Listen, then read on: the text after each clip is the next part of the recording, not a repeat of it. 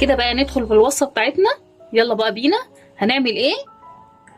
انا جبت عندي صدرين الفراخ، خلاص هرش عليهم حبه فلفل اسمر. انا بحب الفلفل الاسمر كتير بصراحه، بينكهها لك كويس جدا، بس انا هحاول ما اكترش عشان ايه، مش عايزه لونها يغير. خلاص. وهحط حبه ملح،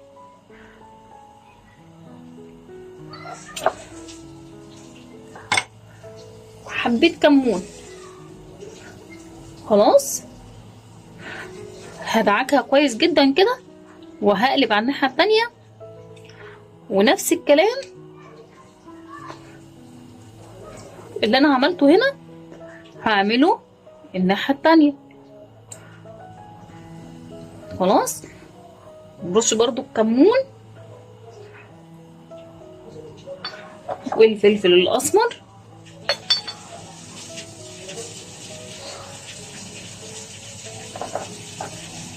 والملح. كله ده انت بترشيه بين ايديكي كده، مش كتير. خلاص. انا كده تبلت الفراخ بتاعتي.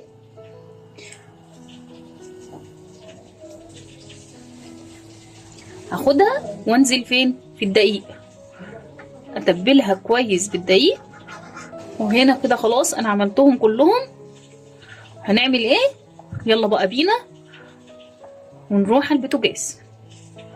يلا بينا. كده احنا الزيت بتاعنا سخن خلاص. هنزل بالفراخ بتاعتي، نقلب بقى الناحيه التانيه واحنا بنسوح. هنقلب عشان ما تعملش الكلام ده منك. خلاص. هقولك تبقى تقطعي حروفها كده، اللي هي بس الحته دي بس عشان هي كانت فوق اللي على الوش، شريحه من على الوش. هتقطعي حروفها كده عشان ما تعملش معاكي كده زي كده وهي لسه نيه.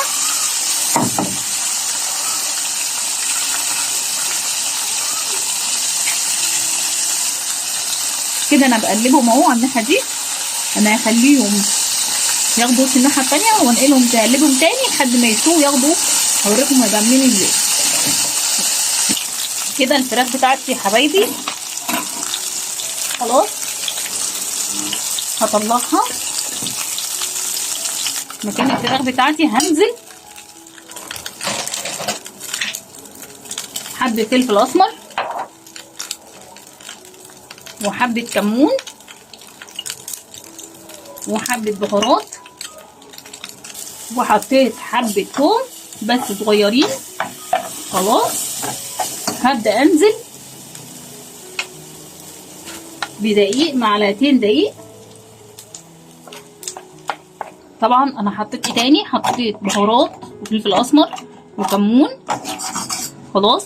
وحطيت حبه ثوم ينكهوها، و3 معلقتين ونص دقيق. خلاص. وزودت حته زبده بس الكاميرا فصلت. خلاص. هنزل عليها بكوبايتين من اللبن. وكده يا حبايبي بقى بعد ما تقل الصوص بتاعي معايا هحط الملح عشان ما حطيتهوش معاكم.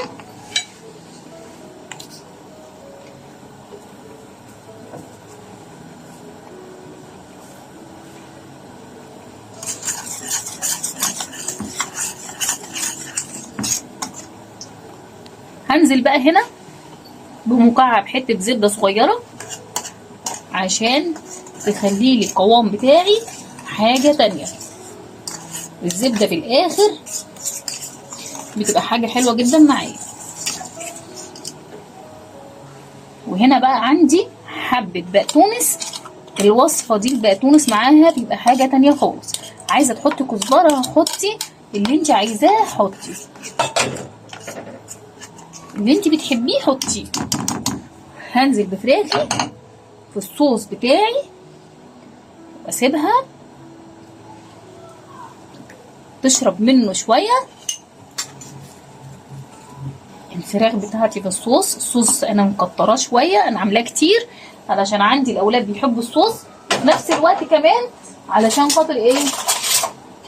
علشان خاطر انا هاخد من الصوص ده هحطه في الاكل.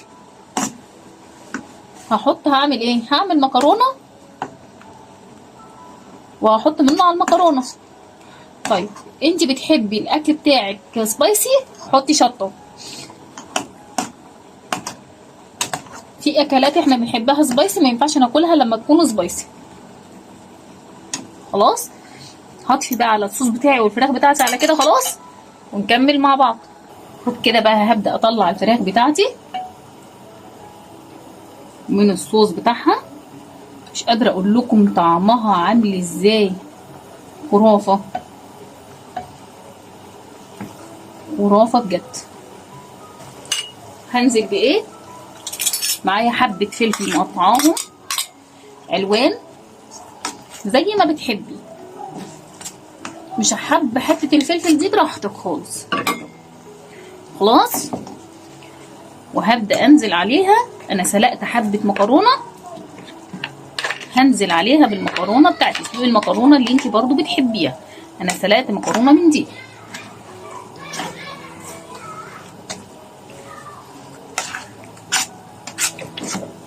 احلى مكرونه واسهل مكرونه ممكن تاكليها في الدنيا، واطعم مكرونه تحفه. مش قادره اقول لكم عامله ازاي.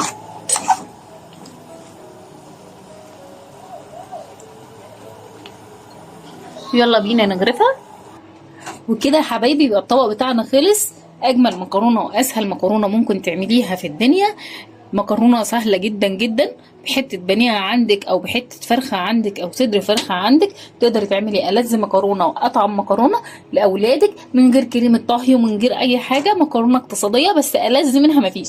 يلا بقى بينا طبقوا واعملوا ورايا، ونزلوا لي في الكومنتات. هسيب لكم اللينك الفيسبوك، نزلوا لي في الكومنتات اللي انتوا عملتوه علشان ايه نقدر نساعد بعض نفيد بعض. خلاص اسيبكم في فيديو جديد، بس قبل ما اسيبكم في الفيديو عايزه بقى لايك وشير وسبسكرايب وكومنت جميل منكم، وتدعموني كده علشان نقدر نكبر ونكبر مع بعض. واشوفكم في وصفه جديده تكون اقتصاديه وتكون ارخص من كده واحسن واجمل والذ من اطعم من كده. يلا باي باي في رعايه الله.